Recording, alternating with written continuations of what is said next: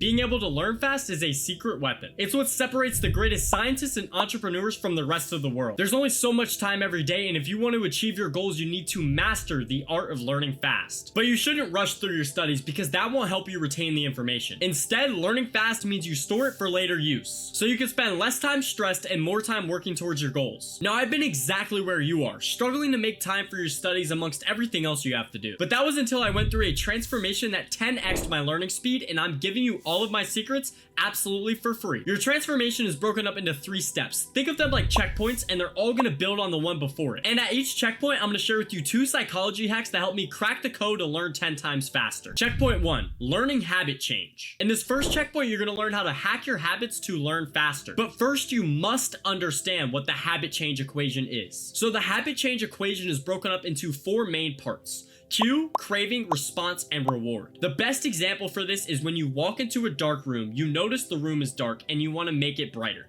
So you hit the light switch, and this all happens within 1 second. You went through every single step of the habit change equation within 1 second of walking into the dark room. Each of the steps in the habit change equation work cohesively, and they each build upon the other one. I'm going to give you a specific hack for every single one of them. The first hack is an environment hack. Your environment has a lot of impact on your ability to build habits and learn faster. Throughout our daily life, there's a thing called friction, and it's constantly working with and against us. The more friction there is to do a task, the less likely we are to do it. Let me give you a better example of this. When you grab your phone, you can instantly get on it and immediately scroll on Instagram or YouTube. But to study, you have to go grab your notebooks, then grab your laptops, and then get all your materials combined together, then sit down, then study. There's a lot more steps to start studying, which is why we tend to procrastinate more. But you can hack your environment by reducing or adding friction if necessary. Things like leaving out your books once you finish studying will allow you to start studying faster, thus wasting less time procrastinating and getting your work done quicker. It's also really important to have a distraction-free environment whenever you begin working or studying, because those distractions will again make you procrastinate because you're adding friction into the task. Now, having all of these aspects of your environment perfected is really important,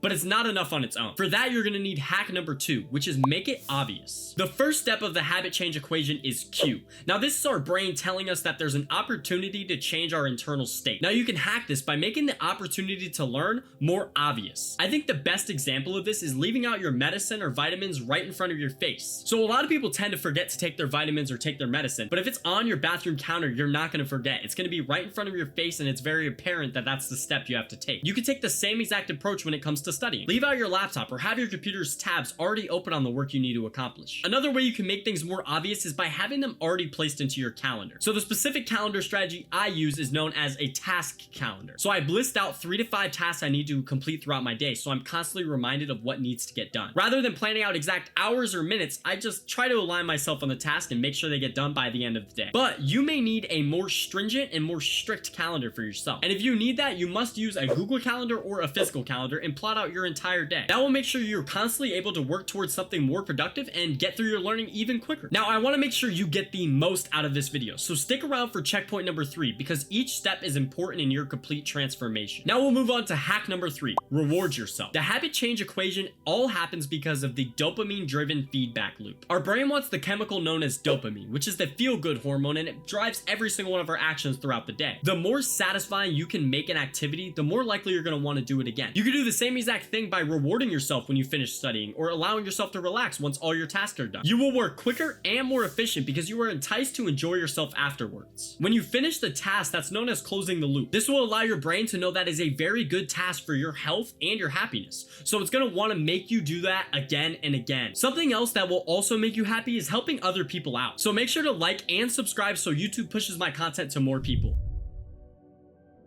And welcome back. You've now made it to the second checkpoint of this video. In this checkpoint, you're going to learn 3 psychological hacks to completely shift who you are to learn faster. But first, you need to understand the identity onion. Now, this onion peels into 3 layers of habit change, and the further in you get, the faster you're going to learn. Let's start with the outermost layer. Goals. Now, this is the most shallow level of identity change. All you're worried about is what you want to accomplish. These are usually based on external metrics like reaching 1,000 subscribers or making $1 million. These are things that are usually out of our control, yet 95% of people fall into this layer of identity change. Later, I'm going to explain exactly how to hack this and break through this layer with ease. Now, the middle layer is processes. This is the how behind what we want to achieve, and it's slightly deeper than goals, and it's where habits are formed. This may include building out an entire plan for how you want to to accomplish your goals. And being in the processes layer will definitely help you learn faster, but it's not going to be enough on its own, because the innermost and the best layer you could possibly be in is the identity layer. Now, this is the why behind our achievements and the goals we want to accomplish. This is the deepest level of identity. You're changing the what you believe can truly happen, you're changing your worldviews, and you're changing how you approach life. Once we hack this, your true transformation will really begin, and you'll be able to learn 10 times faster. And now you understand the 3 layers of the identity onion, but that's pretty useless information if you can't break through the barriers. So I will share 3 psychological hacks to peel each layer of the identity onion. Hack number 4, goal setting. The main issue with the goal layer of outcome change is it's focused on external metrics like I touched on earlier. Most of these goals, like getting an A on an exam, can be out of our control and people are going to find them super discouraging. Yet most people stay inside of this layer because it's the easiest to live in. They'll just set their goals, but oftentimes they're way too broad and lack any clear definition. But if you learn to just set more effective goals, you will learn so much faster. There's only 3 steps to set 10 times more effective goals. 1. Only set goals that are fully inside of your control. 2. Give each goal a very specific timeline. 3. Make sure they're all realistically achievable in the timeline you set. Now let me give you a real world example of this so you can learn faster. Let's say you focus on studying 30 minutes every single day before your next exam. This is very related to getting an A on your next exam,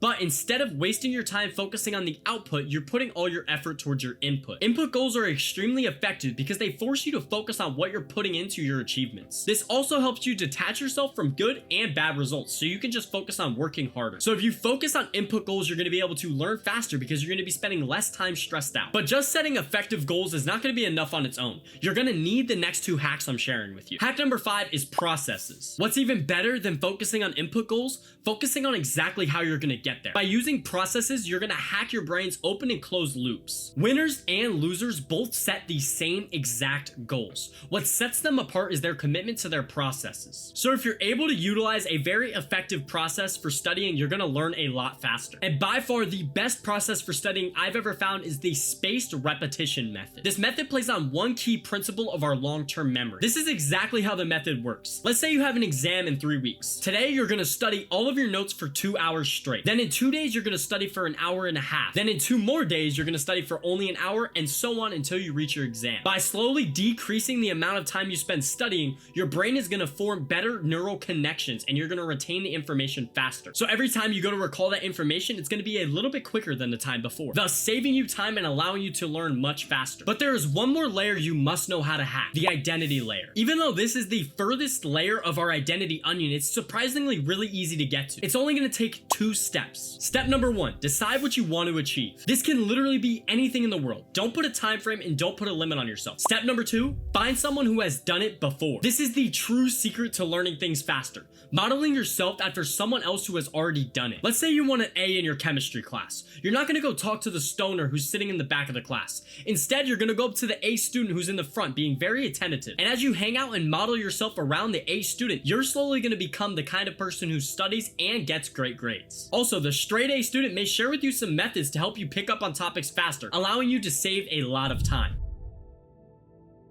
And now you're finally here, the last checkpoint. In this checkpoint, you're going to learn the exact methods I use to save time and never forget anything. All 3 techniques I'm sharing with you are rooted in our psychology, and that's what makes them so effective. Technique number 1 is active recall, and it's based on the retrieval paradox. Now, this states that our brains build things into long-term memory if we're having to constantly recall the information. And I'll give you the exact plan to implement this before you study for your next exam. Step 1, gather any practice exams, past assignments, or anything else you can get your hands on. Step 2, give yourself an allotted time to review the material. Let's say 30 minutes. This will force you to work quickly without getting distracted. Step 3, once you finish reviewing, grab your notebook or laptop and write down as much as you can possibly remember. Step 4, go through the chapters and look at your notes. Figure out where there's gaps of information. Here you can focus on information that may have slipped your mind the first time you read through the chapters. And finally, step 5, review everything you missed the first go around by writing it in your document on your laptop or your notebook. This will allow you to take an action to add that information into your long-term memory and access it quicker on your next exam. You will learn more about learning faster in the last method I'm going to cover, but first we need to build a foundational studying skill with the Pomodoro technique. Now I will work through this one pretty quickly because I've already covered this method on a bunch of other videos on my channel, so make sure to check out some of those ones later. I'm going to link them in a little bit. Now the Pomodoro technique revolves around letting your brain rest, just like you would do with your muscles at the gym. Break your studying up into sets and then perform a certain amount of reps depending on how much studying you want to get done. You will do 25 minutes of studying and then 5 minutes of break. During that break, you can fill it with something you enjoy or just let your mind completely rest. From there, you just repeat the process until you complete all the studying needed. That's just the basics, but again, I've covered this in more videos on my channel. This last method is the most important I will cover in this entire video. It's your reward for staying until the end. The Pareto principle will help you cut your studying time literally in 1/5, allowing you to work 10 times faster. Now, this principle just states that 80% of the results only come from 20% of the effort. And I know that sounds counterintuitive, but just stay with me for a second. Usually on a test, there's a few main points per chapter. If you're in biology, it may be a very specific cell structure. If you're taking an accounting test, it may be how to add land value in a tax document. Either way, those key principles make up the majority of the test and what matters on your grade. So why would you spend your time on other things that don't really matter? Everyone else just wastes their time reading through the long chapters, but you're gonna be ahead. You're gonna use AI tools like ChatGPT and provide them with the chapter and document you're working on. From there, you're gonna ask ChatGPT what the main key points are and what is most likely to be tested. Then you're gonna devote your time on that 20% of information you need to master. This will put you so much ahead of your peers and allow you to prepare for your test even faster. And if you combine everything I share with you in this video, I promise you, you will learn probably more than 10 times faster. And if you made it to the end of this video, I'm sure you're gonna love the last one I posted, so go check it out now.